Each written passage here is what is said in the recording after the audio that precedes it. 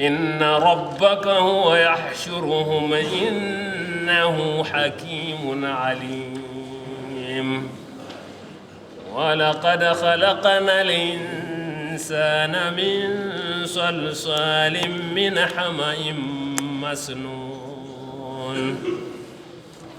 والجان خلقناه من قبل من نار السموم وإذ قال ربك للملائكة إني خالق بشرا من صلصال من حمأ مسنون فإذا سويته ونفخت فيه من روحي فقعوا له ساجدين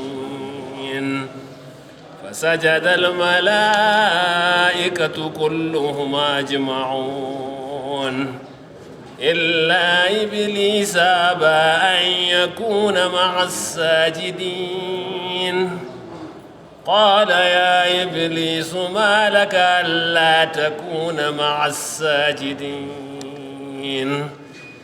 قال لم أكن لأسجد لبشر خلقته من صلصال من حمأ مسنون قال فاخرج منها فإنك رجيم وإن عليك اللعنة إلى يوم الدين قال رب فأنظرني إلى يوم يبعثون قال فإنك من المنظرين إلى يوم الوقت المعلوم قال رب بما أغويتني لأزينن لهم في الأرض ولأغوينهم أجمعين إلا عبادك منهم المخلصين قال هذا صراط علي مستقيم صدق الله العظيم. أعوذ بالله من الشيطان الرجيم.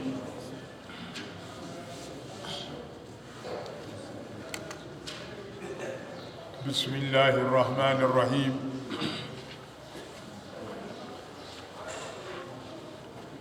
الحمد لله رب العالمين والصلاة والسلام على سيد المرسلين سيدنا محمد وعلى آله وصحبه أجمعين. قال عليه الصلاة والسلام إن أحسن الحديث كتاب الله وخير الهدي هدي محمد صلى الله عليه وسلم شر الأمور محدثاتها وكل محدثة بدعة وكل بدعة ضلالة وكل ضلالة في النار. قال الله عز وجل أعوذ بالله من الشيطان الرجيم. بسم الله الرحمن الرحيم.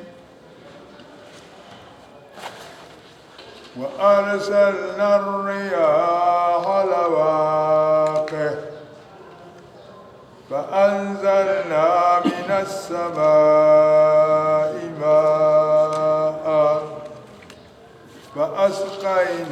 فأسقيناكموه وما أنتم له بخازنين وإنا لنحن نحيي ونميت ونحن الوارثون ولقد علمنا المستقدمين منكم ولقد علمنا المستأخرين إن ربك هو يحشرهم إنه innahu hakimun alim. Sadaqallah.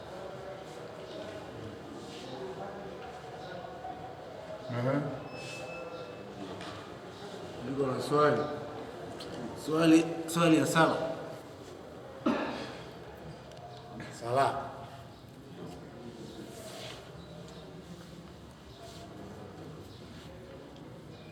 Tuko katika sala, sio? Hapa tuko katika sala na tuko na fikira mbalimbali.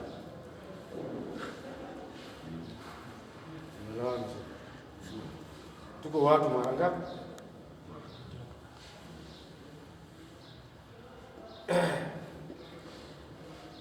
Allahu Akbar.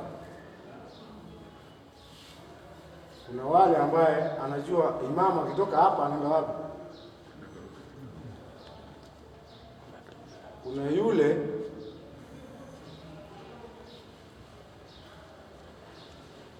Kuna yule anafuata vile imamu anafanya nini, anaenda, na kuna yule anachelewa kwenda. Kwa mathalan, imamu yuko hapa,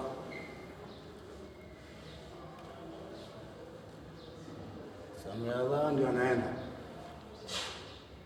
Ule ni yule ambaye anachelewa,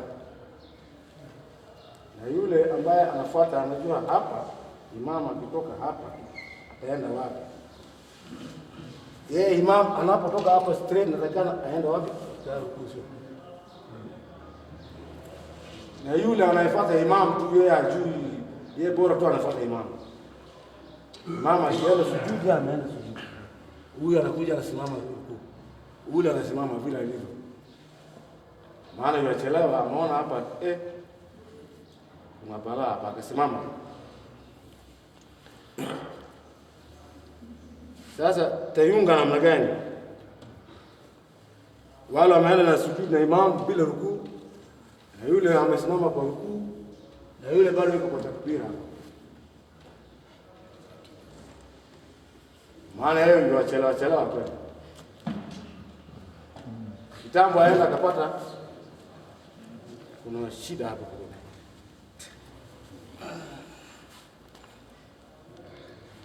Bismillahirrahmanirrahim.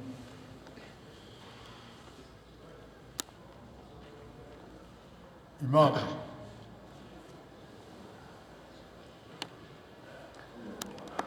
ameanza sala na maamuma wako nyuma yake. Haki ya maamuma ni kumfuata, fuata imam akitoa takbira. Baada ya takbira yake kumalizika, naye maamuma ndio anaweka takbira yake. Sasa maamuma huyu amekuja, ameanza sala na imamu. Aendapo imamu katika rukuu, imamu ndio utangulia katika rukuu, alafu maamuma akamfuata. Imamu ndio utangulia katika rukuu, maamuma humfuata. Maamuma maadamu yeye ni maamuma, hana haki ya kumtangulia imamu. Maamuma maadamu yeye ni maamuma, hana haki ya kumtangulia imamu, ila imamu ndio utangulia kwenda katika rukuu. Imamu ashafika kwenye rukuu, ndio maamuma tena hutoka katika kiamu yake akaenda katika rukuu. Na imamu akitoka katika rukuu amesimama katika itidal, ndio maamuma naye hutoka katika rukuu akaja katika itidal. Kazi ya maamuma ni kufuata. Kazi ya maamuma ni kufuata popote pale aendapo imamu ndio ataenda kwanza, atatangulia kwanza, na maamuma kazi yake ni kuja nyuma ya imamu. Na maamuma huyu akimtangulia imamu katika hizo rakaa, ana sala, ila huenda labda huyu maamuma ameweka nia yake nyingine ya kuwa anamfariki huyo imam, si mwenye kusali nyuma ya huyo imam. Allahu a'lam.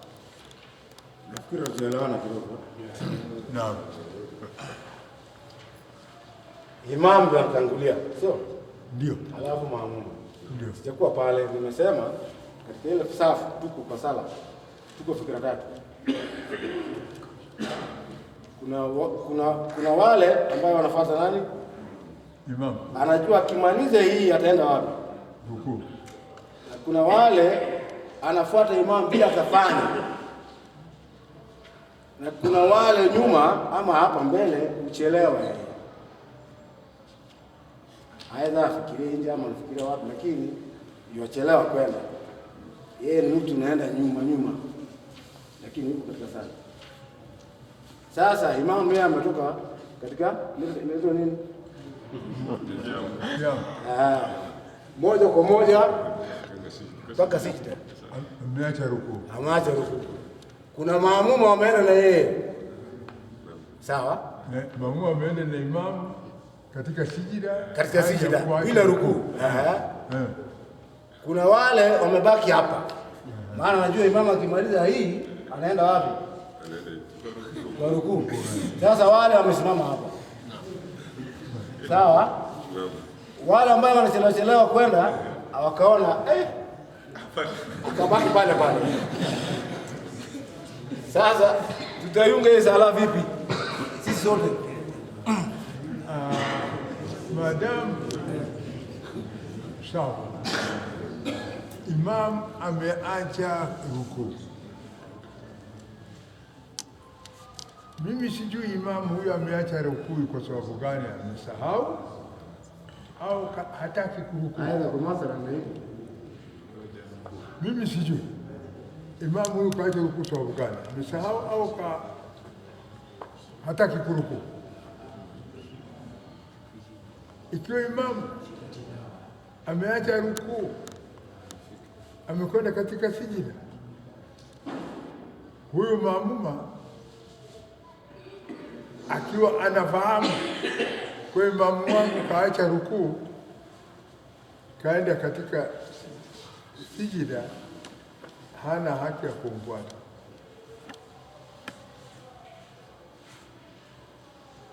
Hana haki ya kunini? Ya kumfuata. Huko kaacha nini? Nguzo. Na huyu maamuma akimfuata huyu imamu ili hali anajua rukuu, imamu haja rukuu, na akamfuata imamu katika sijida pamoja na kujua ameacha nguzo, sala yake maamuma huyu batil. Ama hawa wengine watatu wale waliosimama, wale walio nini? Waliosimama, hatujui kwa nini wamesimama, na dhana nzuri pengine wamesimama wanamuongoja huyu imamu amalize hiyo sijida aliyoenda pasina rukuu hii. Akirudi kusimama atakuja kuleta rakaa iliyo na rukuu, alafu ataenda naye katika rukuu, na baada ya hiyo salamu, ikiwa wanasali hii subuhi ataleta rakaa nyingine moja, ikiwa wanasali hii dhuhuri ataleta rakaa nyingine moja, ikiwa atasali hiyo magharibi, kitu namna hiyo. Lakini kumfuata hapana. Akimfuata sala yake batil. Na imam sasa ndio hapo nimekwambia. Mimi sijui akiwa imam ameacha rukuu hii maksudi, sala yake batil. Kama amesahau sala yake iko. Na wale wamemfuata. Na wale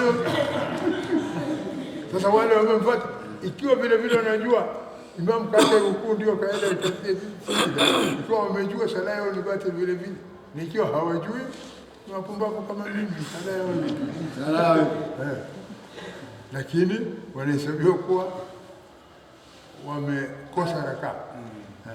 Sasa ni mzuri kufafanua itaiunganisha namna gani hiyo sala, sababu wewe umesema speed kidogo. Hebu tuende pole tutaiunganisha hii sala namna gani iwe pamoja, sababu umesema rakaa moja, rakaa mbili. Sasa wengine hatujapata vizuri. Tuende tu moja pole hapo ndio sasa. hii lazima akikumbuka huyu imamu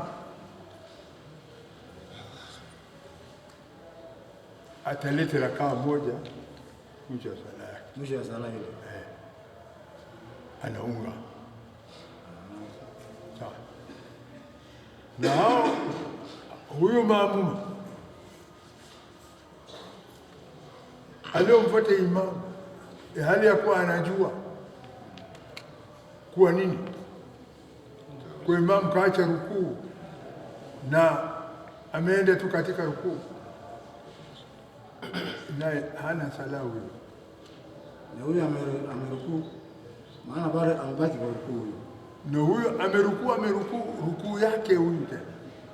Imamu yuko kwenye sijda na yuko kwenye rukuu, yuko katika rukuu yake, huenda yeye ameweka nia yuko mimi namfariki imamu, sasa mimi nasali peke yangu.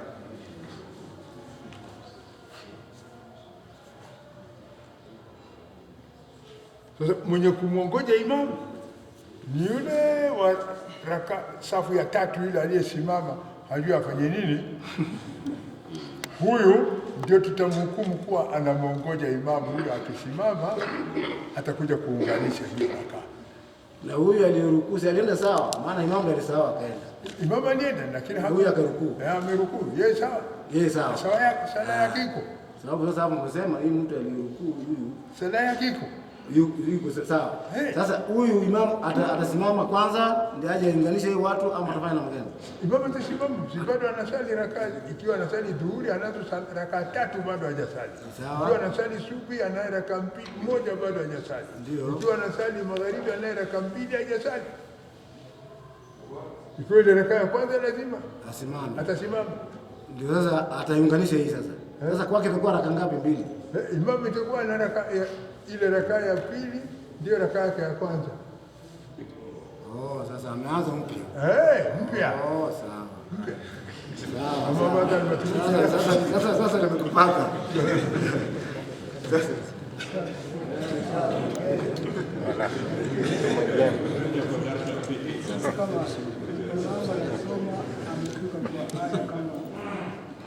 Naam.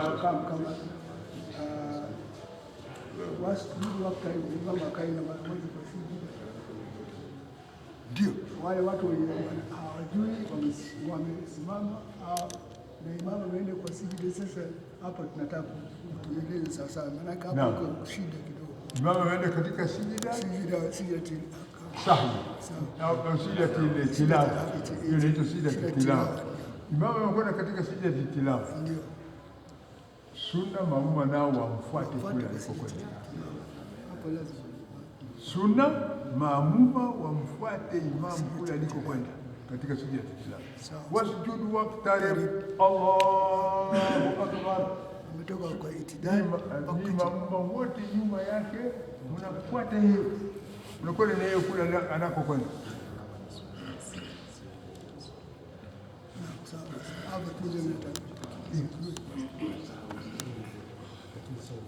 Nauliza swali hapo. Nataka kujua kama suratul Ala ina sajida.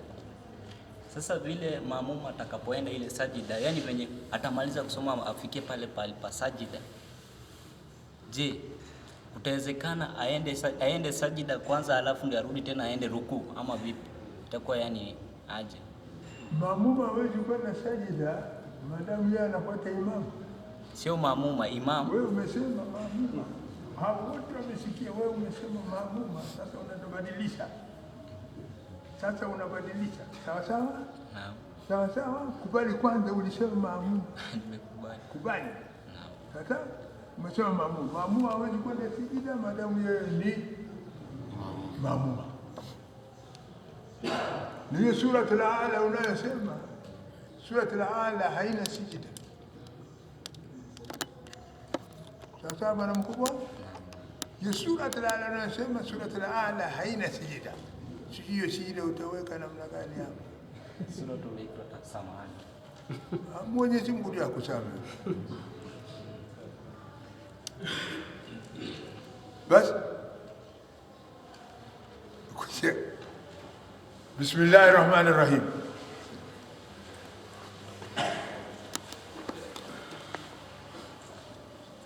Wa arsalna ar-riyaha lawaqih.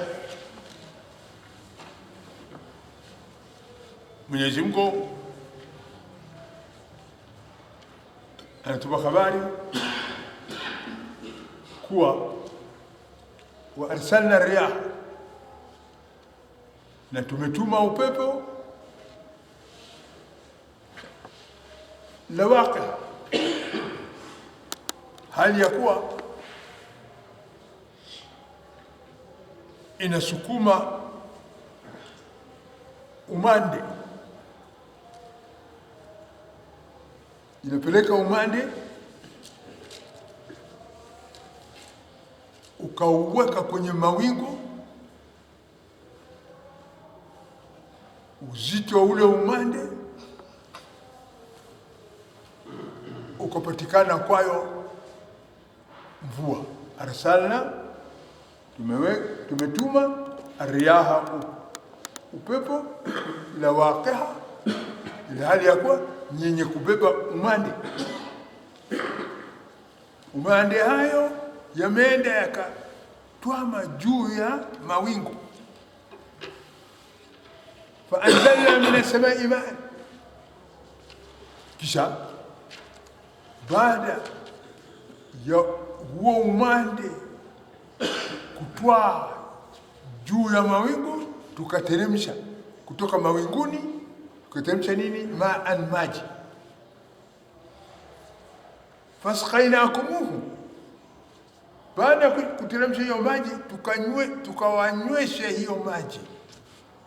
Hiyo maji tuliyoteremsha huko mawinguni tukawanywesha, ndio ikawa maji yenu ya kunywa nyinyi, ya kunywa wanyama wenu, ya kunywa mimea yenu, ya kunywa wakila wenu.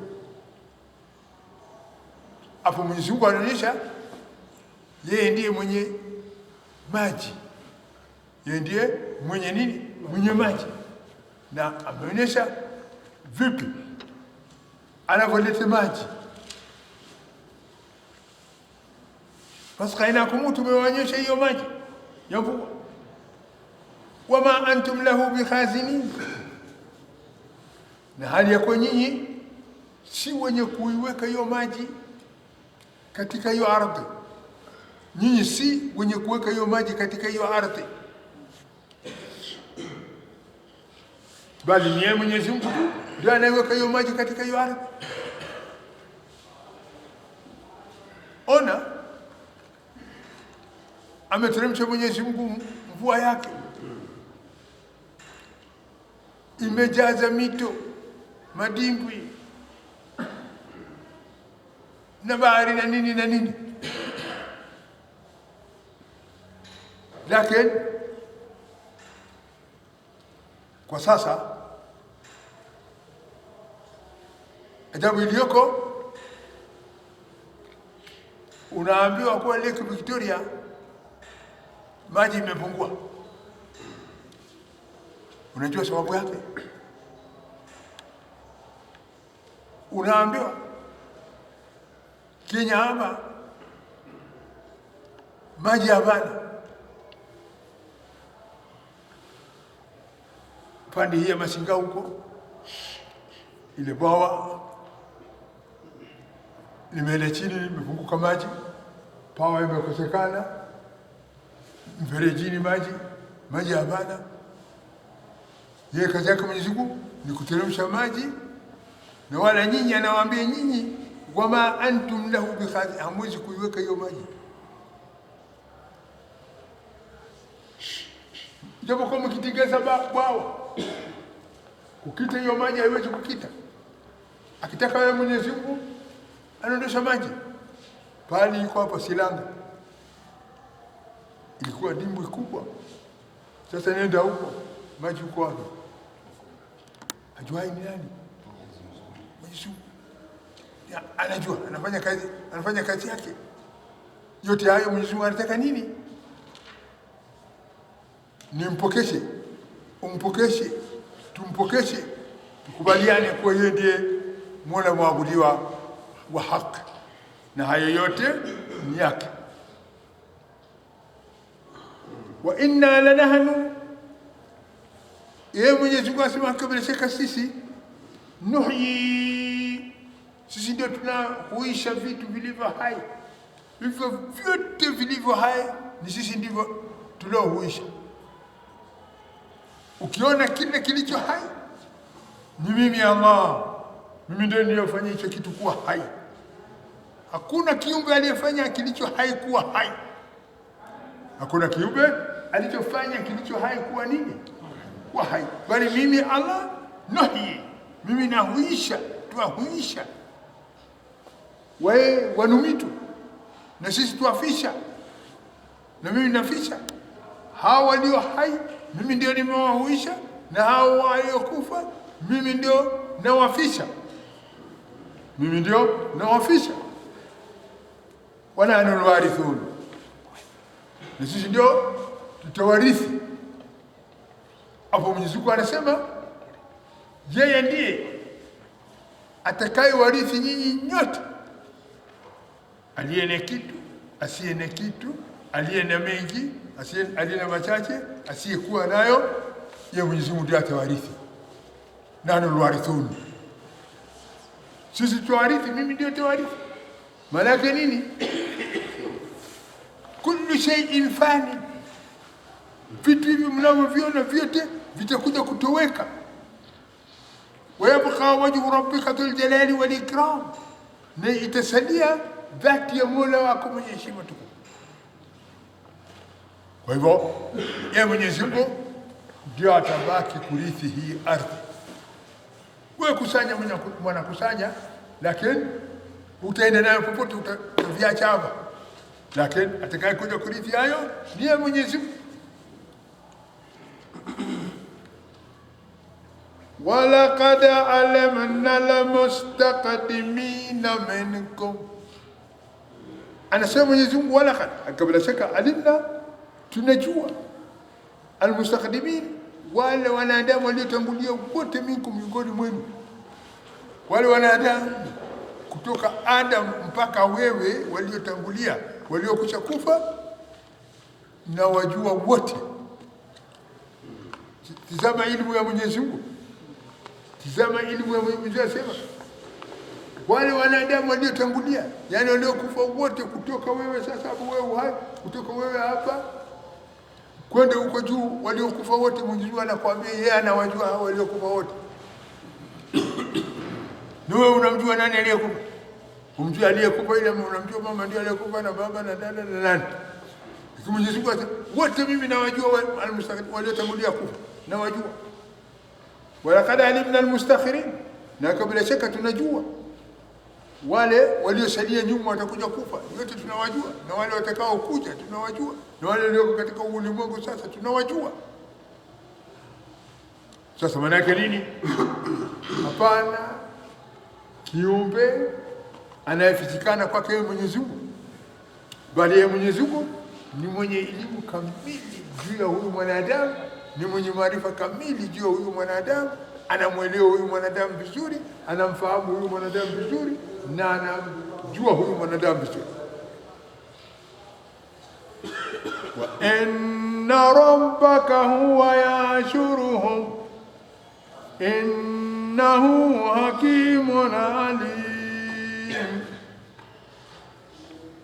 Wa inna rabbaka, na hakika bila shaka Mola wako, Muumba wako, yashuru, atawakusanya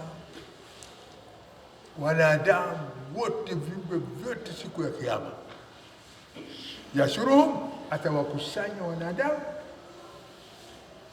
toka mwanzo wao mpaka mwisho wao, wote siku ya Kiyama watakusanya.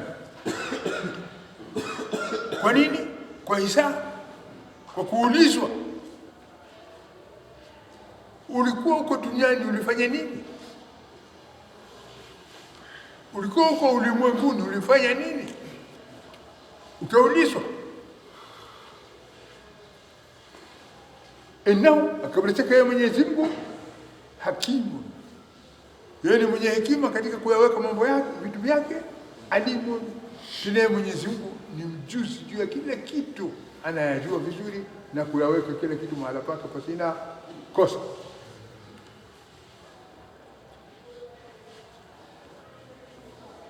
وَلَقَدْ خَلَقْنَا الْإِنسَانَ مِنْ صَلْصَالٍ مِنْ حَمَإٍ مَسْنُونٍ. Mtu ametoka katika material gani? Mtu ametoka wapi?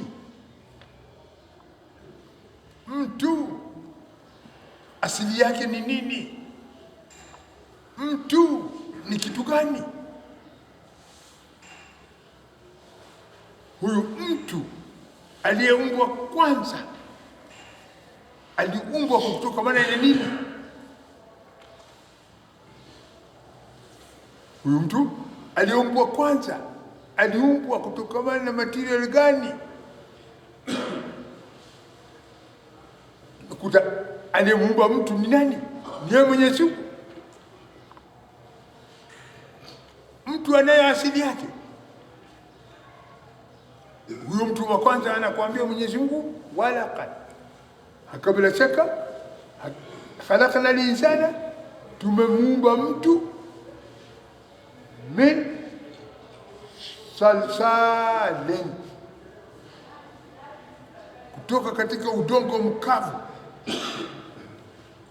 Udongo mkavu tumemuumba mwana mtu kutoka katika udongo mkavu. Min salsalin, katika udongo mkavu. Min hamad,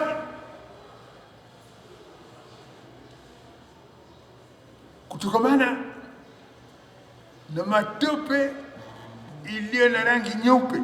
Min hamain, kutokamana na matope iliyo na rangi nyeupe. Isitoshe, masnuni, tena matope iliyo na harufu na uvundo. Iliyo na harufu na uvundo. Huyu mtu wa kwanza aliyeumbwa ameumbwa kutokamana na udongo mkavu ulio na matope meupe, ulio na uvundo. Sasa mwenye kumuumba mwanadamu ndio akasema hivyo. Mwenye kumuumba mtu ndio akasema hivyo. Sasa anachotaka Mwenyezi Mungu, anataka nini? Anataka Mwenyezi Mungu, unajijua wewe? Wewe ni nani? Wewe ni kitu gani? Asili yako ni nini? Umeumbika kutokamana na nini? Asili ya umbile lako ni nini? Kinachotakikana ni mtu ajue asili ya mtu imetoka kwenye kitu gani. Ni mtu ajue asili ya mtu imetoka katika kitu gani. Asili ya mtu imetoka katika udongo. Na huyu mtu wa kwanza aliyeumbwa kutokamana na udongo ni huyu baba Adam. Ni huyu baba Adam. Sasa wale waliozaliwa na baba Adam, mmoja anaitwa mwanadamu, wengi wanaitwa wanadamu. Mwana maana yake nini? Mwanadamu, mtoto wa Adam. Mwanadamu, mtoto wa Adam. Wanadamu, watoto wa Adam. Sasa ona dunia mzima waliotoka katika hiyo asili moja, baba huyu moja, wanaitwa wanadamu. Au watu waliotokamana na asili ya mtu mmoja, kutokana na asili ya mtu mmoja. Sasa hao watu ambao wao ni wanadamu wangelikuwa na fikra nzuri, wangelikuwa ni wabora wa manufaa kwa wanadamu wenzao, kwa kuwa wao wote wametoka katika asili moja ya huyu baba Adam mmoja, na wote wanaitwa wanadamu. Na lau watu wangelikuwa na fikra nzuri, wasingelijiingiza katika michafuko hizi zilizoko za kuzorotesha maisha ya mwanadamu, au za kuvuruga maisha ya mwanadamu, au za kuharibu afya ya mwanadamu, au za kuharibu maisha ya mwanadamu. Lakini kosa ni kuwa wamekataa watu kuweka fikra zao kwa wao ni watu wenye asili moja, wenye nyororo moja, silsila moja, chain moja, ili waungane katika fungamano. Lakini asili ya huyu mwanadamu ni baba Adam, na Adam aliumbwa kutokana na udongo. Ndio Mwenyezi Mungu ananipa habari, Mwenyezi Mungu anakupa habari, Mwenyezi Mungu anatupa habari, Mwenyezi Mungu anawapa walimwengu habari kwa wao wanadamu, watu wote ni watu wamoja, watu wote ni watu wamoja, lakini fikra ya umoja ndio wamekosa watu, kwa kuwa watu wamekosa fikra ya kumtambua Allah. Watu wamekosa fikra ya kumtambua Allah, akawa kila mtu anajitambua binafsi, akawa kila mtu anajitambua kikundi, akawa kila mtu anajitambua kikabila, akawa kila mtu anajitambua kiupande.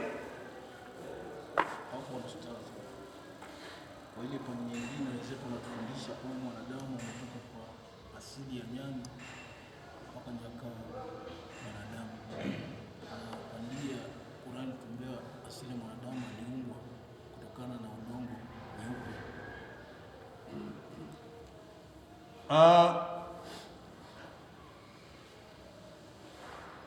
Tamko hilo unalolisema kuwa kuna usemi inayosemwa kuwa mwanadamu kutoka katika asili ya nyani.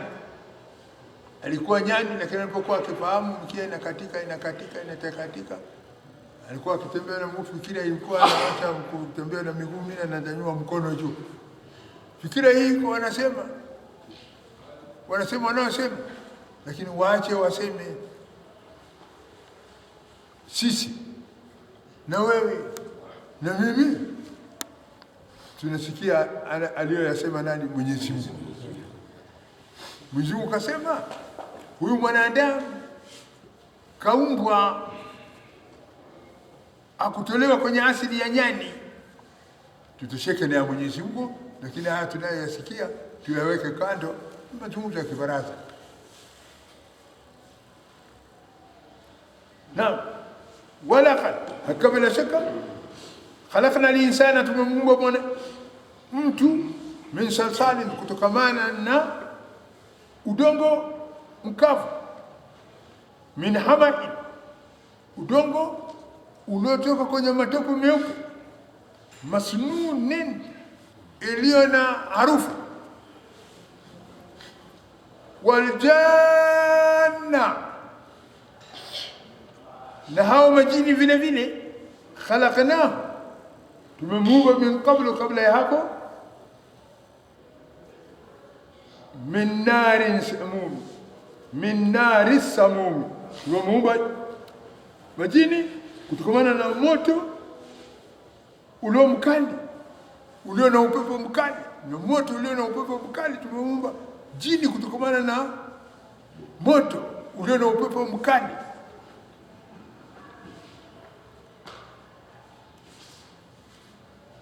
Yote hayo kumbuka. Pili, wa idh qala rabbuk, kumbuka pindi aliposema Mola Muumba wako lilmalaika, Mwenyezi Mungu alisema kwa malaika, inni, haka bila shaka mimi Allah khaliqun basharan, nimemuumba mwanadamu, nimemuumba mtu min salsali, kutokamana na udongo mkavu ulio na nini, na matope meupe, masnuni, ulio na harfu. Na huyo kiumbe nilomuumba, fa idha sawaituhu, nikisha mkamilisha huyo kiumbe kumuumba, nikisha mtimiza huyu muumbe kumtimiza umbile lake, wa nafakhtu fihi min ruhi, na nikisha puliza katika huyu kiumbe roho miongoni mwa roho zangu, faqa'u, pomokeni nyinyi malaika kwa huyu kiumbe, sajidin, hali ya kutii. Pomokeni kwa huyu kiumbe sajidin, hali ya kutii, yani sijida ya maamkio ya kutii huyo kiumbe. Hii amri ya nani? Ya Mwenyezi Mungu.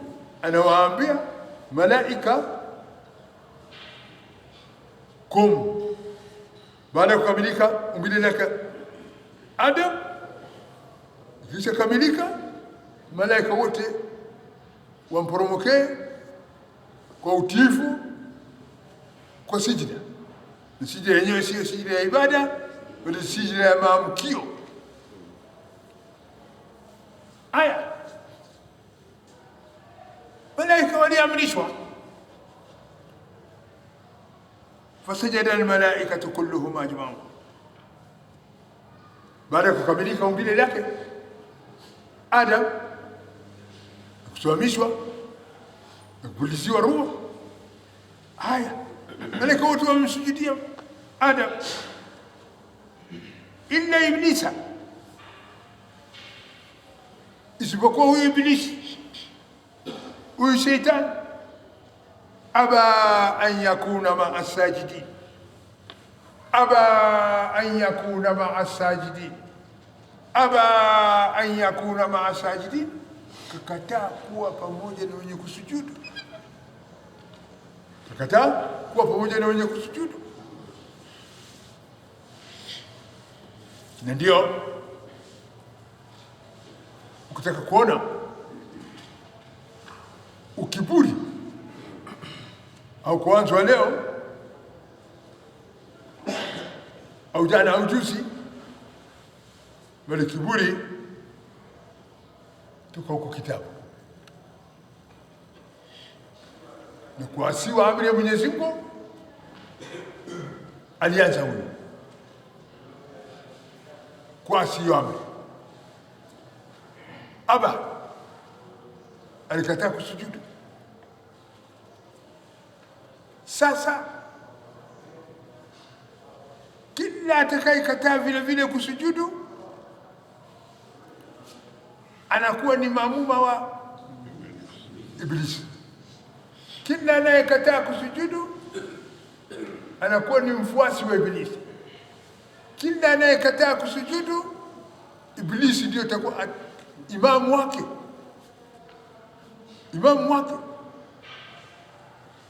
na inasema kwa wa kullu man tashaitana ka shaitanin fa huwa shaitan, na kila aliyefanya kama anavyofanya shetani, yani shetani vile vile, yani shetani vile vile. Kwa hivyo ndio tunakuta kuna mwanadamu shetani. Kwa nini? Kwa kuwa anafanya kama anavyofanya shetani, kakataa kusujudu, kafanya kama alivyofanya Iblisi, kakataa kusujudu. Hatari iliyoko tuone, kwa kuwa ni ufunuzi wa fikira na akili. Tukatapo kusujudu kwa Mwenyezi Mungu, tunaongeza jeshi la Ibilisi, tunaongeza jeshi la Shetani. Tujihurumie, tuwe amini imani, kamili au watu wa Waislamu na Muislamu. Cha muhimu kinachoonyesha farakano baina yake na asiye Muislamu ni kule kusujudu, na hiyo sijida, hiyo rukuu, hiyo itidali, hiyo tashahud, hiyo basi. Lakini ikiwa hali haijulikani nani ni nani, hali haijulikani nani ni nani, lakini by action, kwa kitendo ndio inaonekana huyu ni Muislamu na huyu si Muislamu. Basi ila Iblis, isipokuwa Iblis aba, Iblis alikataa an yakuna min asajidin, kuwa miongoni mwa wenye kusujudu. Alipokataa Iblisi alifanywaje? Aliulizwa, qala ya Iblisu ma laka alla takuna ma'a sajidin. Qala